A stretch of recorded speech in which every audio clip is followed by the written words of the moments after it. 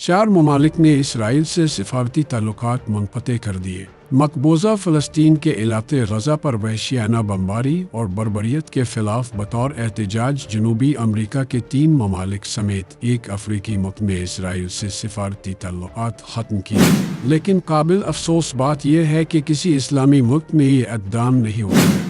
निहत्ते फ़लस्तीनियों पर इसराइली फ़ौज की वहशियाना बमबारी के बाइस चिली, कोलंबिया, बोलीविया और जनूबी अफ्रीका ने भी इसराइल से सिफारती ताल्लुकात मुनक़ते कर दिए। चिली, कोलंबिया और बोलीविया ने अपने सफ़ीरों को इसराइल से वापस बुला लिया था, जबकि अब जनूबी अफ्रीका की पार्लियामेंट ने इसराइल के साथ सिफारती ताल्लुकात ख़त्म करने का ऐलान कर दिया। इन ममालिक का कहना है कि इसराइल के साथ ताल्लुकात मुनक़ते करने का फ़ैसला इसराइली हमलों की मज़म्मत और इसराइली अफ़वाज की जानिब से बैन अल-अक़वामी क़वानीन के ख़िलाफ़ वर्जियों को मद्देनज़र रखते हुए किया गया। जनूबी अफ्रीका की पार्लियामेंट ने मुल्क में इसराइली सफारतखाना बंद करने और तुल अबीब के साथ सिफारती ताल्लुकात मुनक़ते करने के हक़ में पेश की गई करारदाद मंजूर कर ली। पार्लियामेंट का कहना है कि जब तक इसराइल जंग बंदी पर रजामंद नहीं होता और मुज़ाकरात में हिस्सा नहीं लेता, उसके साथ सिफारती ताल्लुकात बहाल नहीं होंगे।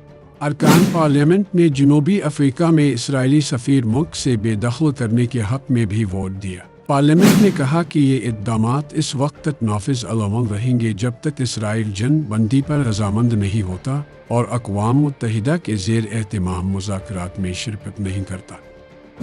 गज़ा की पट्टी में सरकारी मीडिया ऑफिस ने बुध की शाम ऐलान किया कि गुज़िश्ता 7 अक्टूबर से पट्टी पर इसराइली जंग में शहीद होने वाले फ़लस्तीनियों की तादाद 14,532 हो गई है, जिनमें 6,000 से ज़्यादा बच्चे और 4,000 ख़वातीन शामिल हैं। अलियाना ह्यूमैनिटी वेलफेयर यूके एक गैर मुनाफा बख्श फलाही तंजीम है।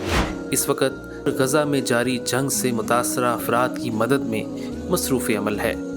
आइए आगे बढ़िए और अलियाना ह्यूमैनिटी वेलफेयर के साथ तावन करें ताकि आपकी दी हुई इमदाद सही मुस्तहिक तक पहुँच सके।